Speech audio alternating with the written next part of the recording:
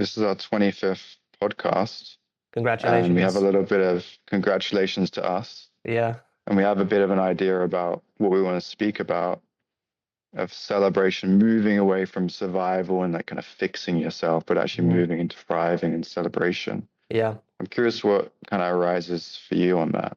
Yeah. I mean, it's a concept that's talked about a lot, right? But I remember even a couple years ago, people would say that, and I wouldn't really know what they meant. But in this work that we're doing, like with some clients, there are some clients who are more stuck in like, this is a really painful problem. Let's just solve it, and that's great. But actually, Yeah. where the whole mastery comes in, which is, well, okay, I might not have like a big painful problem, but there's still something like the last 20%, which isn't quite Mm, clicking. Like when I'm working, there's still a lot of friction. I have to really push through. If it's something like, well, I'm actually becoming more attractive, but none of the people that I'm attracting are really something that I get excited about. Excitement in a good way, not in like a craving way. mm, Or it can even be, what's a specific example could be somebody is, I'm thinking of somebody right now. Somebody is starting their business or has started their business. It's kind of living location independent, so financially independent too, in their dream location, is doing something they love that they want to be doing for decades, not even years, decades. Even if they had the option to stop that career in the business that they founded, they wouldn't because they like it so much. And they're on the dating relationships journey and it's becoming better. This is not somebody who you would look at and say they have like a massive painful problem. Now we're humans, so there's always going to be like shades of gray with that. But if you were to pick out what is relevant to this topic that we're talking about right now, it would be, well, it still feels like there isn't like an effortless ease around all of that. There mm. isn't like a real flow around that. There's still like a lot of doing, and there's still a lot of, well, if I don't do my homework, if I don't dot all my I's and cross all my T's, and this is just going to fall away and it's not going to be real. So celebration Right. comes in and allows us to, first of all, complete the arc that we went through. Most people have gone through a really character building thing, haven't they? Like whether it's an Mm, insecurity or getting better at something, or it's a skill mastery or development course, like area. So they've been through that, and you have to celebrate that to close that chapter.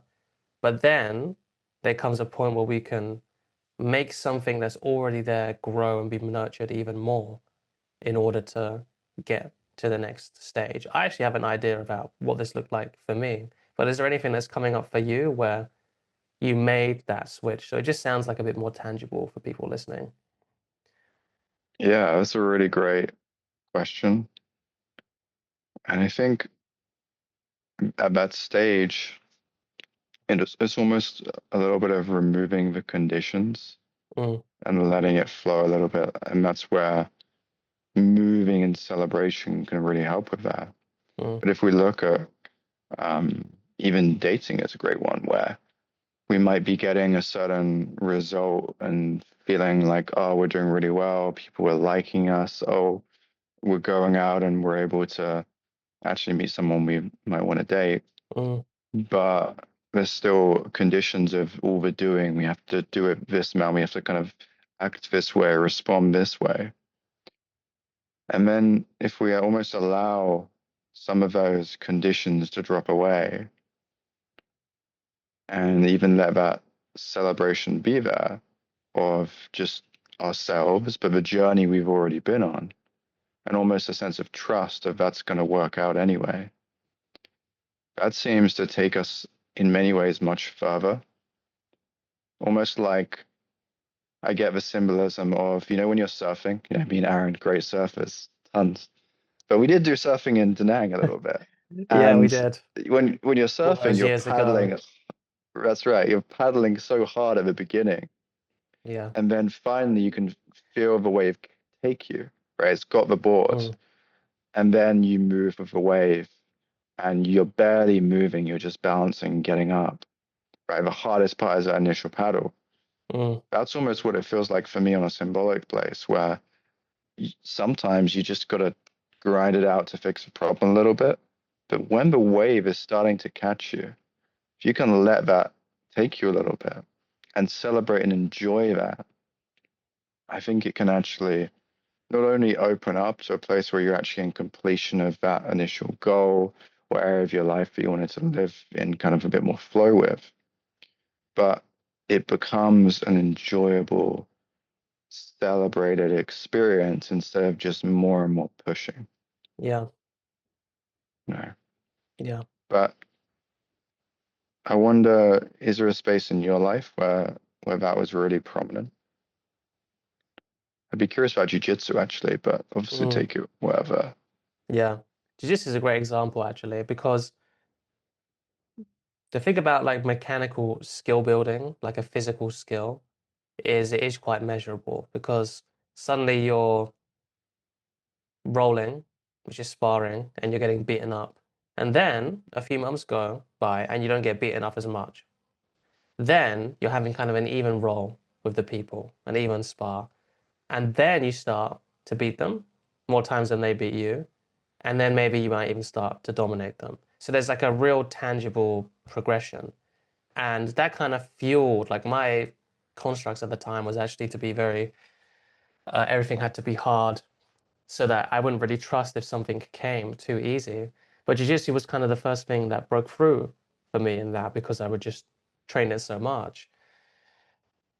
And essentially what happens for people watching this, they who really want to reach like mastery, is there comes much more of a trust of I can do this thing, whatever I'm choosing to do.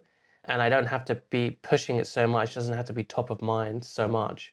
It doesn't have to be something which I'm really forcing to happen. I can trust that I've already internalized those qualities. And then what happens when you do that is the thing that you want becomes much easier. Because if we were to take the jiu-jitsu example,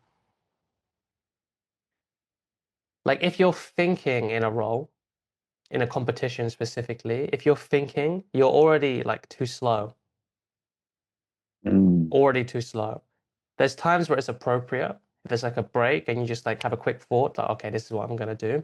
But even that is something like deeper. It's something much faster. It's an awareness-based system. So Mikey Musumeci, one of the best jiu-jitsu players in the world, he says that he's like super analytical, super nerdy as well, like a real character. But he says that if he thinks in a competition, he knows it's not going to be good. He wants that you should already, mm. all of that thinking process should have been done in the practice and it should just be flowing because it's just so much Wow. faster.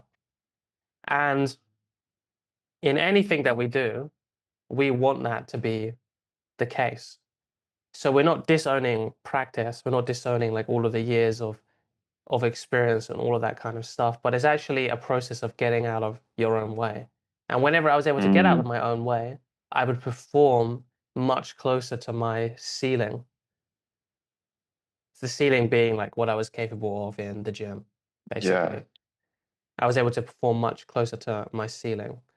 And then that went to other areas of my life, like obviously we're working a lot on socializing and social freedom. Like as soon as if you're having trouble with anxiety, as soon as the goalpost moves from I'm just going to say hi to this person, as as soon as that doesn't become like the North Star, it becomes much more easily attainable, which is interesting, Mm, isn't it?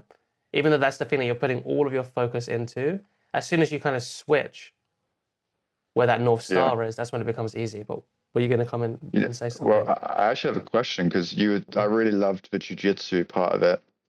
I think it's so tangible and it kind of explains it so well. I know you're like not training, but you're working with a few athletes. Yeah, So I'm just curious what it's like being um, the mentor of a support now, watching them go through similar experiences and actually almost this principle emerging there. yeah. It's actually interesting because you would think, obviously, everyone has their differences and everyone goes through it in a different way, but everyone just like falls over the same hurdles, really. Mm. It's always like a few kind of bottlenecks. Cameron's just laughing at me right now. I don't know why. I Yeah. don't know why. I just got a So laugh disrespectful, coming isn't through. he? You just can't take him around polite company. Literally. Um, Oh, shit.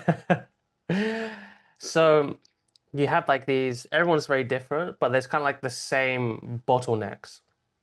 All comes down to putting conditions on yourself, doesn't it? I have to do this in order to see myself as strong. I have to do this in order to see myself as someone who's not going to fold under pressure. Other Mm, people, um, like other people seeing me, maybe it's like a family member, or it's the fact that there's people watching, or the fact that maybe they've lost a lot on a certain competition and it's getting in their heads. It's all just putting conditions and making a storyline out of something. And it was the same for me. And there's a problem in that. The problem is actually using the mind in an incorrect way, right. like buying into the storylines. This guy, the guy I'm thinking of right now, isn't an athlete, but I'll use his example anyway. He's very well developed in terms of shadow work, and Mm, then he's interested in, I guess you could call it consciousness, developmental levels, therapy, all of that kind of stuff. What he doesn't have the best training in is the meditational aspect. Now, as people know from me and Cameron, our bar for having a high training in meditation is very high because of Sister Kama, because of her living. He's still done like 6 months of meditation, but that's not really that much. It's just like an hour a day if you think about it. yeah. So, especially for what we want to do, which is um, not to get sucked into storylines. If you think about it, like I'm not sure if you've thought about it, but the other day I was thinking about it because of this client that I was talking to, and I was like, wow, like I don't actually meditate that much anymore. The last Mm, time I did it was just an hour and a half from my flight back home. cheeky Easy. hour and a half. Look, Easy. super easy actually. I was like, Do you Daddy's back even in the lift, mate? house, basically. That's Because I was like, right. oh, let me see if I can just do a 90-minute sit. Meanwhile, Yeah. I have some clients complaining about doing 15 minutes. And I was like, Yeah. let me just make sure I haven't lost it. Be So that's like, the last time I did it, like a couple weeks ago. But I was thinking, like, it's the crazy ability. Like, even some friends that we have, or like people who have been in this community for a while, just the propensity to get sucked into storylines mm, or to take things like actually personally. yeah. Like, oh, this Oh, feeling is personal, this thought is personal, yeah. this thing, it means something about me. And hopefully I'm not making this a big Yeah. deal, that I don't make that a big deal, because maybe I could be, right? But that's like a Yeah. massive grounding in that kind Mm, of lineage, which is why it's so important. And when I'm working with, bringing it back to competitors, they have to work on that side, but they also have to work on healing insecurities. And then there's this other third part, which is this beautiful celebration that we're talking about, which is nurturing the natural strengths that you already have and then allowing them to extrapolate. You're not forcing it to extrapolate. Like if I'm trying to make a plant grow, I'm not like trying to force it with more water and more plant feed. yeah. Am I? Like it's the same level of futility. Yeah. You can Yeah, just man. nurture it and let it grow. You have to get rid of the weeds. You have to get rid of the competing, like, I don't know, flowers. I'm not a gardener, as you can tell, that's trying to fight over the resources in order to make sure that grows. You're not trying to, you can make sure you have the right kind of soil and the right environment for the place. But at the end of Mm, the day, that plant's going to grow at its own pace. absolutely. Also, I imagine I mean, the athlete thing, I think it's so cool because it's so tangible. Yeah, Like, it's even business is slightly less tangible than going and fighting someone in jiu-jitsu yeah, or showing up in some other sport. yeah. But, and I also imagine it must be, and it was kind of what was going through my head when you were sharing about, letting their strengths grow like a plant. Hmm. Because there is kind of an aspect people speak about like potential in sports. Someone has this potential and someone has this potential. And I wonder as well if there must be an aspect of them appreciating and accepting who they are and what they are in that sport without creating limitations, Mm, but without necessarily everyone needing to be best jiu-jitsu player of all time for it to be a worthwhile, fulfilling career as well. yeah. Can you If that just makes sense. rephrase that? I think I kind of understand what Yeah, you're I saying. suppose But my curiosity is with something that there is, from my understanding of not being anywhere good at like actual sports, there is like some people will they'll put in all the work and they'll just get to this level, and some people just it clicks and they just get to this level. They yeah, just goes so hard, yeah, and so I'm curious what it's like working with that as a genuine reality with celebration and appreciation of their gifts to the point where they can actually celebrate where their careers go. And mm, maybe that's not Mikey Muslia actually one of the best in the world. Maybe it's a yeah, different level. Maybe it is that level. But yeah, how do you work with that? Especially when mm, someone's so into the athlete thing of probably wanting to be the best of the yeah. best. I heard a MMA coach talk about it one time, actually, which I heard him talk about it one time and it just kind of stuck with me, which is he puts athletes into different archetypes of fighters. There's a Mm, competitor, there's a fighter, there's an artist, and then there's an athlete, right? And it's kind of a funny way of categorizing it because what I think he's trying to say, and what I'm kind of seeing in the work that I'm doing now, is that people oftentimes don't actually know what's motivating them. mm, It takes actually quite a self-aware person to know what's motivating them. This applies to everything, not just athletics. You know, they might look at Alex Hormozi or they look at Mikey Musumeci or maybe they look at Bante Dharmakavesi, right? Or Bante Vimalaramsi. just like Like us, all we're the weird ones who are looking at them. yeah, right, exactly. You look at these people and then they try and emulate or copy them. And there's a point where you kind of need to do that. It's just, but the reason why you need to do that is because you need to find who you are in relation to that person. It's like an echolocation. Let me try that. It's something that's Mm, worked, but so I can understand myself better. And mm, oftentimes, like if you were to ask someone who likes business, oh, like here's Alex Hormozi's life and his success, like, do you want it? On the surface, I'll be like, yeah, of course, you, of course not. Then you get deeper into it. And obviously, I think Alex Hormozi is great. I listen to all of his stuff. I read his books. He's helped me a ton. But when then he says stuff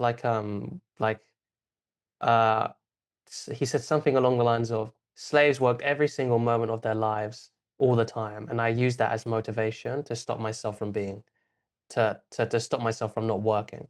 Right. That maybe that's out of context. I've seen that a ton of times. I'm sure that if he was to be here, he would say it with nuance. And I think he's saying it in the way of, oh, but if they did that, then I can't complain because somebody's had an objectively mm, harder life than me, so I can push through this extra work. yeah. That is uniquely him. I'm not saying it's good or bad. Mm, I'm really not. If it's coming across like that, like I'm not saying it's good or bad. I'm saying that's him and that's his choice. If you were to confront most people with that and be like, this comes with that, do you think they would say yes to it? Maybe they would if they're like in a really bad financial survival mode, or they have a ton of golden mm, projections on this person. But most times, well, if you really get down to it, they're like, well, I don't want it like that. You know, no.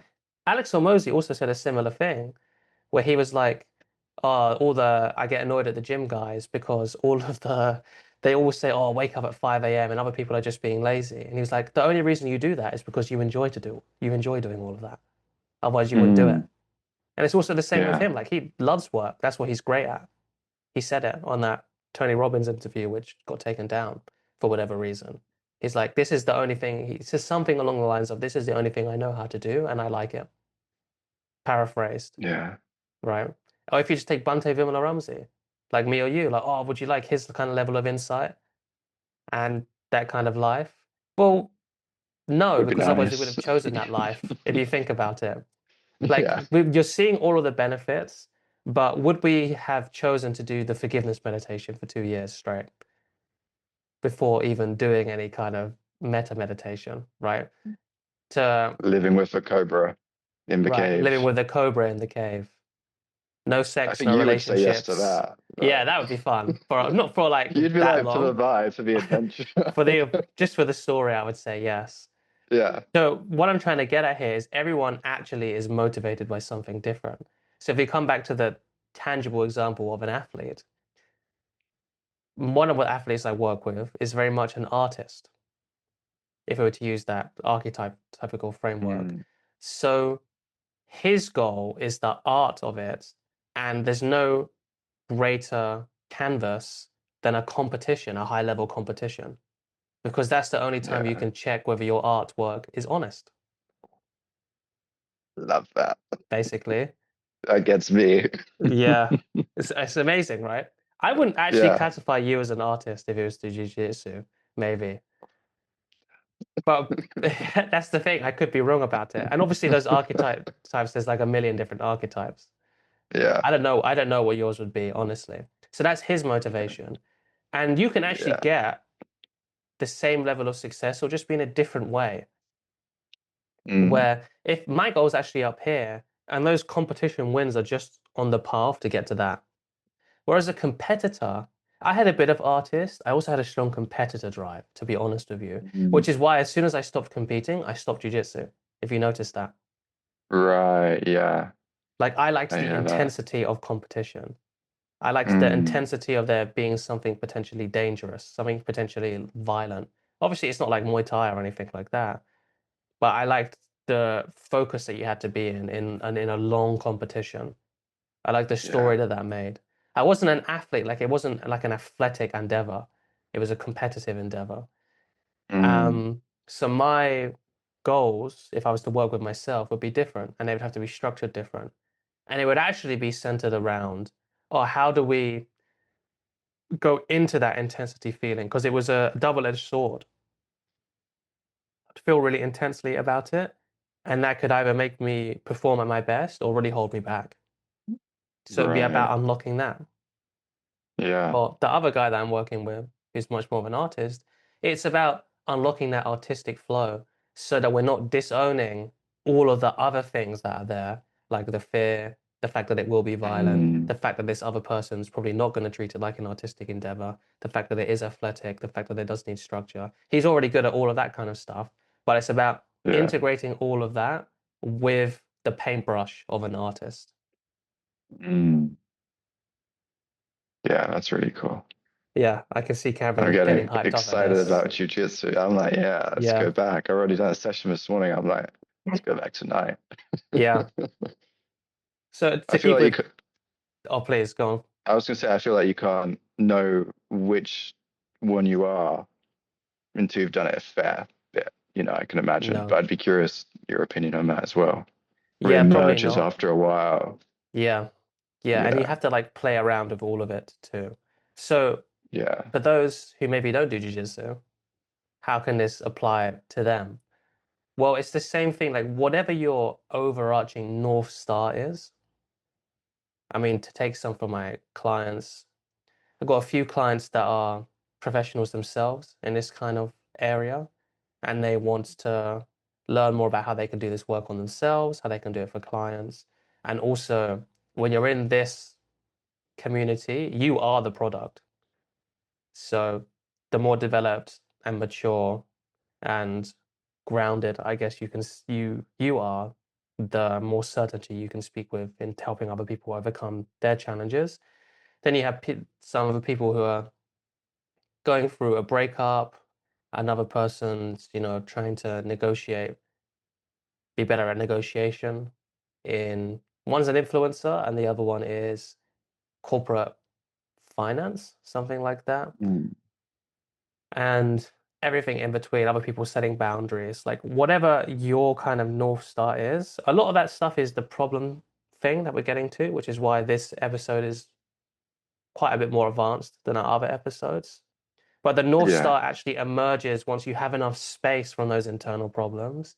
And you're like, this is what I want to yeah. go for right now. Actually, what could be cool? What's your North Star at the moment, if you have one? Oh, that's Yeah. that's a great question. Wish I knew, but Yeah. I mean, if we're gonna speak about that, 'cause I think that's a really good question. because so many of the problems have dropped away.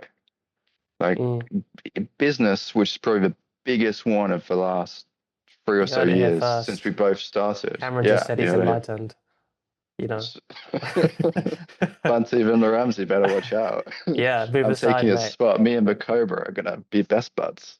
Yeah. And so, like a lot of real, genuine problems have stopped being at least as big of a problem. It's not like they're not challenges at times. Mm. And so the North Star really has been curiously noticing all the treasures that might want to emerge and kind of being in the surprise of that.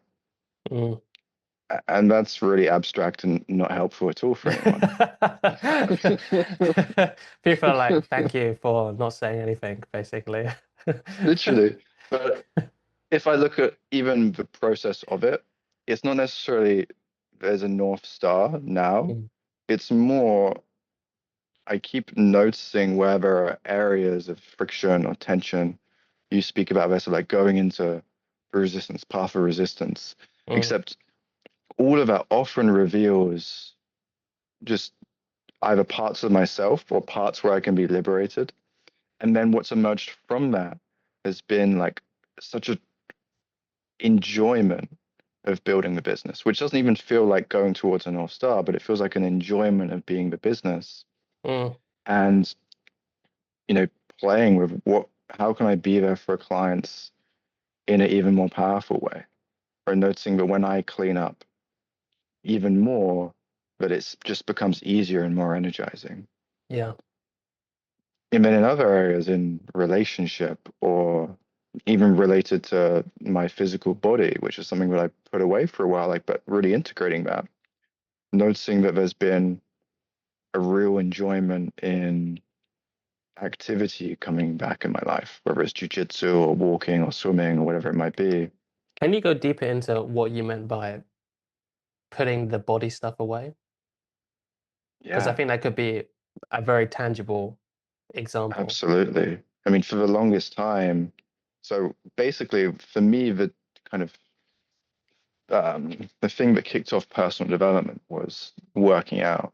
I remember Mm. like 12 years old because I was doing ice hockey very consistently, and they got us like some trainers, right, to do off ice work. And so they taught me how to work out. So I just started doing it, and I realized like I could do something and get X result. It was kind of like the first way. I was like literally 12 years old. They kind of like computed that in my mind. Yeah. Me doing something equals result, and it just generated this Wow. empowerment Yeah. on a really literal level. It wasn't Mm. there before, and it kicked entrepreneurship on, and then all the journey we went on.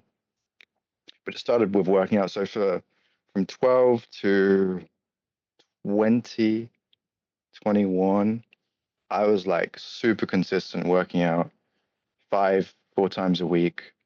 Really into calisthenics.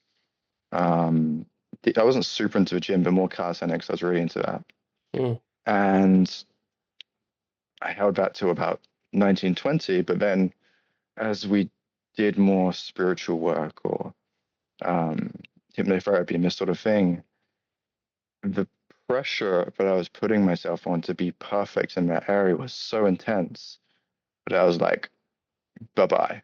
I'm letting that Mm. go, Yeah. which was an empowering decision at the beginning, right? Because it Mm. really let me feel like actually it's cool. I can relax and I don't need to work out every day. I don't need to have this super rigid schedule and be perfect with it. And it really liberated Yeah. me. I felt really good. Yeah. But then that can like stayed with me for 2 or 3 years, and it was really hard to get back into working out of a gym. And I had this thing of like, well, I know that it's good for me, and I know that I should do it, but I really don't want to do it because it's fucking annoying. Mm. Was kind of my internal experience. But then as I worked with that and started to liberate it, it started to emerge in different ways. One of the most tangible ones was actually the jiu-jitsu journey that's been over the last 6, 7, 8 months.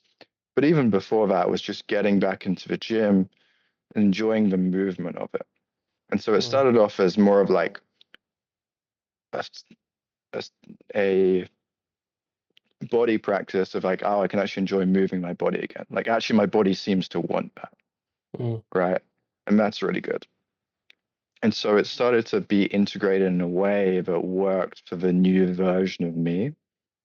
And then other things could be then included from a different place, like aesthetic. Oh, I do enjoy when I look a certain way. Cool, that's fine. And then the game of jiu-jitsu emerged on top of that. But it was from a very, very different place. And it reminds me of, something that Pierre always talks about, like the idea of self-liberation. There was the initial self-liberation of, oh, I don't have to do this. mm, But then there was still tension and friction around that area. It wasn't fully liberated because there was still something there, right? Just because I don't have to do it doesn't mean I shouldn't do it. And then when it almost liberated fully, it was like, oh, I don't have to do this. But it's actually really nice to do that for my body, for my mind, for my life as a whole. It's just super fun to mm. actually have this and it feels good. And so it started to be integrated in a very, very different way. And so even if we're taking it back to the North Star question, I suppose the North Star for me is like, what would it be like to really integrate everything and Mm, how allow everything to really self-liberate? And I wonder what living would be like from that place. right. Yeah. Sounds like a great North Star. Yeah. Yeah. What would yours be? Before I get into that, which I will, also you can be open to your North Star is going to change. The other trap with this is, Mm, which I'm just remembering now, is people like have build like a whole identity around it. But because you change, what you want and your aims are also going to change. What I yeah. would say mine is to actually the same. To want to integrate everything on Mm, all levels, right? So there's obviously all of the internal work, and there's a lot of the external stuff too, like building a business, getting finances, getting, or and there's like having the option to have a great relationship. So there's more external stuff there too. Then that stuff is cool because you don't want to disown it, but the main stuff is really the internal thing. Like, what would it be to actually not have any insecurities at all? mm, Like, how would that actually impact my life in a way? Like, I already don't have that many anyway, just because of the journey that we've been on. yeah. Maybe maybe some stuff will always pop up, right? And I'm sure that's also Mm, like an unfolding journey. I never forget that Kim Barter, one of our mentors, said that if somebody gets sexually abused as a kid, that shadow, you have to address it at like each stage. There's them yeah. initially, because as a kid, you don't actually really have a conception of what sexual abuse is. Mm, Like it's just something painful that happened. yeah. So you have to Yeah. address it then. Then he said you have to address it when they're going through their sexual awakening in puberty, where you start to realize like the sexual system, essentially. Because then your meaning around that event will be different because you suddenly can comprehend that sexual side of it. So then you have to do some shadow work then or some therapy then. And then when they become around the same age as the perpetrator that did that to them too. Mm, So sometimes there's an unfolding, yeah. right? And there's an unfolding, like as I've gotten older, I'm not connected to my dad's side of the family at all. That started to become not something that I really wanted, but something that just naturally was like, oh, that's something that I want to investigate. Whereas before I didn't really think about it. Yeah. Yeah. So there's that whole kind of Yeah. thing too. So there's not a rush for it either. But how would that actually Mm, impact my day-to-day life if I didn't have any insecurities? If I didn't get sucked into storylines, yeah. if I didn't put conditions or limits on myself. And Mm, then if I'm able to do that, then I can help other people do that too. oh, absolutely. Nothing worse than being on a call with somebody and then you get sucked into their storylines, Oh you know? dear. Yeah. Oh, it like triggers a similar storyline in you, and you're like, Yeah, ah, we're yeah, both fucked here. yeah. And This suddenly is you're not doing gonna two go sessions well. at once on yourself and on the other Yeah. person too. Yeah. Yeah. Literally, Uh, like, all right, you stay there, but I'm holding you, and we're holding this person, and Yeah, it's gonna be a roller coaster. yeah. So you don't want that basically. Luckily, it doesn't happen like really No. at all anymore. It used to happen a bit, a bit more Al- earlier in our journey. Also, I remember Kim spoke about it. He was like, well, if you really use not only obviously do your own work, but use these sessions that you're doing to then work through your own stuff, not in the session, but afterwards, Mm. the speed can be so crazy Oh, because super fast. you're getting so much like triggers Mm. that it you just really can't hide from it anyway. Yeah, And so it takes you through that journey a little bit quicker, I think, in many ways. But I yeah, mean, that's been probably, I'm sure it's the same for you, but one of the biggest changes is the degree of triggering over, I mean, it's been 2.5 years or so of business on our own, but before that, maybe 4 years overall or a bit longer. mm. And with calls, the degree of triggering has just gone so far Yeah, down, less than, and it makes such a difference when you're not involved in the story yeah, or there's not stories emerging. You're just able to see clear, and it's like, oh, that session just went so easy and beautiful and amazing. How come I was making it so hard before? Ah, yeah, that's why. mm. 'Cause I was getting in my own way. Yeah, yeah, exactly. Yeah.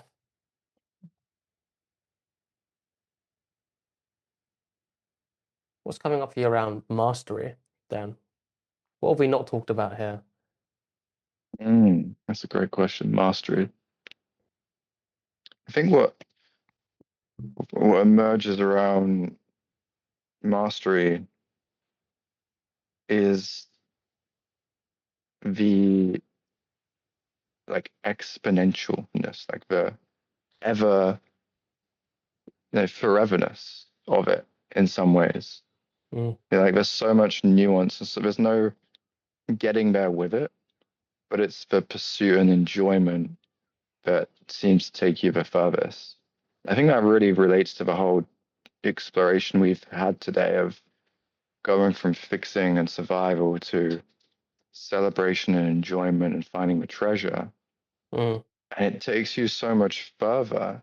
It's also a really pleasant experience because the reality is when you get to, I mean, I'm saying this obviously from tons of experience. Mikey Musumeci's level in jiu-jitsu Right. probably doesn't change your life that much. I mean, obviously it's great for their career. It's amazing financially. I don't know about that with jiu-jitsu, but Mm. you're probably doing pretty solid.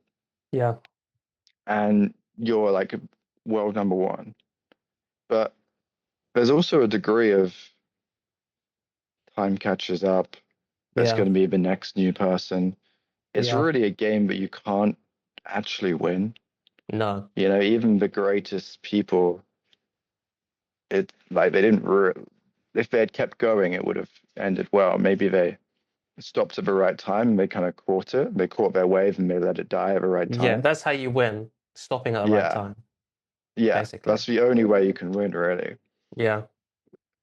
And so mastery is in many ways like there's mastery almost as a beginner of enjoying, we use a jujitsu metaphor, Hmm. getting smashed again and again and again and being happy when you're just getting smashed less. Yeah. And you're actually really happy about it. Yeah. I guess like, oh, I'm actually getting Feels smashed good, less. doesn't This it, is Cameron? great. Yeah, it does. Yeah. I'm in that slightly smashed less phase and Yeah. it's peak. Just wait still till you start to get yours on the people Oh that used to yeah. smash you. Just Just got it wait for coming. that. Yeah. And then I think there's the mastery of intermediate phase. I think that's the hardest. I think that might be the hardest phase to enjoy in Hmm. some ways. What do you define as the intermediate phase? Well, I suppose there's almost two phases of it. So the intermediate phase would be where you're getting it's starting to go for you. You're Mm, starting to get things going. It's starting to feel good. And that bit is really, really fun. But then there's usually a phase after that where you're not in an advanced territory, right? But you're just kind of keeping going. You've had the initial success, but that is less interesting for you now. mm. But you're not getting to where you really want to be. Ah, yeah. If I think about this, even in the journey we went on in dating, you've gotten over approach anxiety, which is such a crazy thing to get over.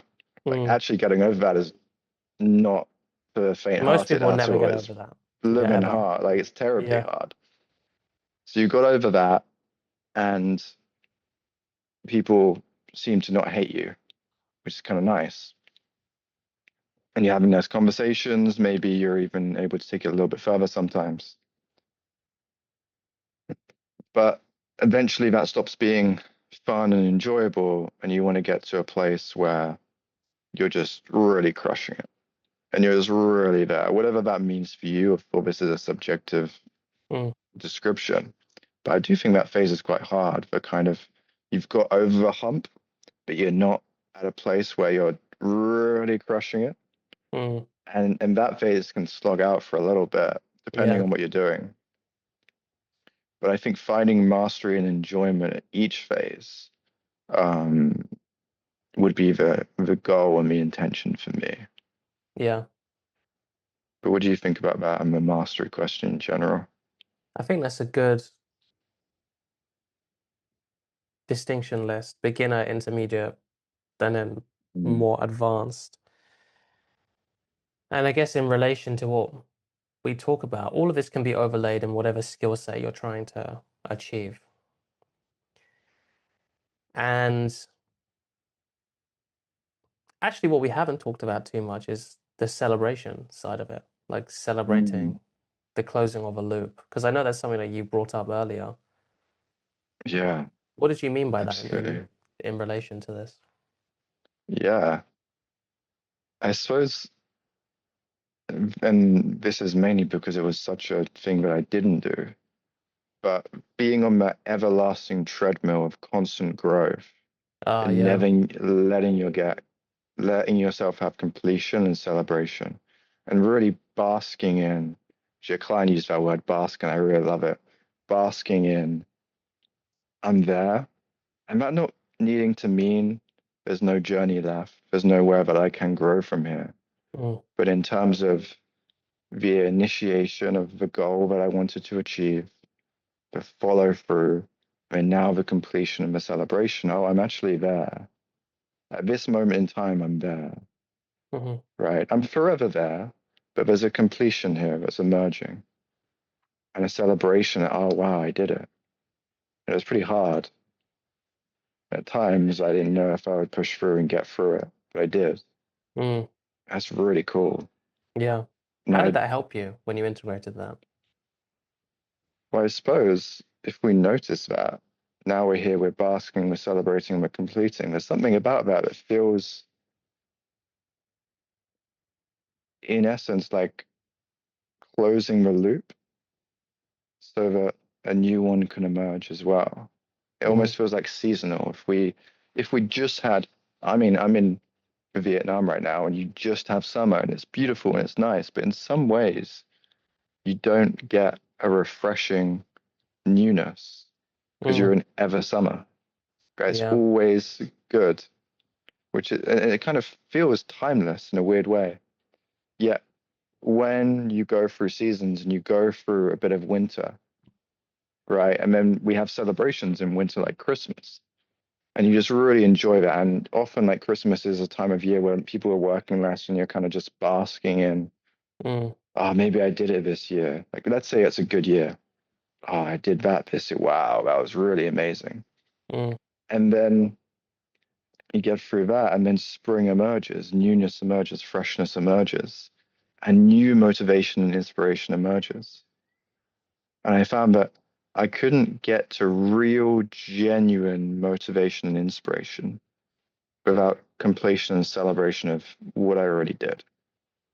Right. It wouldn't emerge organically. It would be a forced, I'm going to get here because I need to keep going, right? Trying to force myself and motivate myself. Mm. But the freshness that would naturally arise from actually saying, you know what? We completed that goal. We're done. Well done. Maybe we even take a bit of time to actually celebrate that. Mm. Great. Like that is fantastic. And if we take that to a shadow work perspective, when I'm working with myself or when we're working with clients, they do the shadow work and this wonderful treasure emerges. And they've gone through some challenges in that, where they had to really look at themselves and say, you know what, this is a problem, and this is why, and this is how it was created. And you know what, maybe I'm going to liberate myself and be real brave right now, and I'm going to give that back, and I'm going to let it be. Mm. And then we find that treasure. And then instead of moving on to the next thing, we say, wow, there's a real completion there. You've gone on this journey internally. Maybe it was even 15 minutes. Maybe it was now. Maybe it was 15 minutes, but it was a 20-year cycle they were in. And now there's treasures here, and we just celebrate that. And we're not trying to even grow it or make it become something, but just celebrating it. It just, it starts dancing in many ways. It starts, all new colors and qualities emerge on its own. And this one-dimensional thing that emerged at the beginning, maybe it was a lightness, now starts to become 3D with all of these colors and all of these qualities and all this vastness that you didn't know was there before. But it didn't happen from more work. It only happened when you sat there, celebrated and appreciated, or even basked in this light that is yours. And I think that's really the core of celebration. Mm. And it seems to be when we do it in this work that is also what creates lasting change more than anything else. And thus the bhikkhus were delighted and satisfied in the Blessed One's words. Sadhu, sadhu, sadhu.